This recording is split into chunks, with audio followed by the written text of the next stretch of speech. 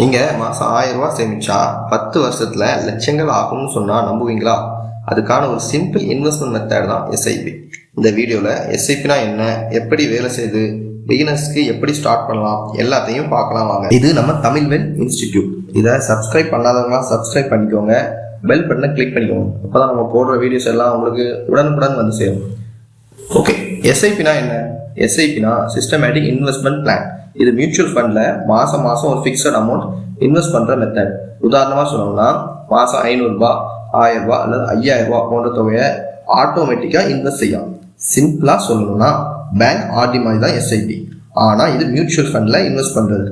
SIP எப்படி வேலை செய்யுது?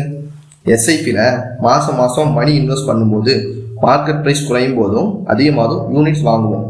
இதனால் லாங் டேர்மில் ஆவரேஜ் காஸ்ட் குறையும். இதையே ருப்பி காஸ்ட் ஆவரேஜிங் என்றும் சொல்வார்கள்.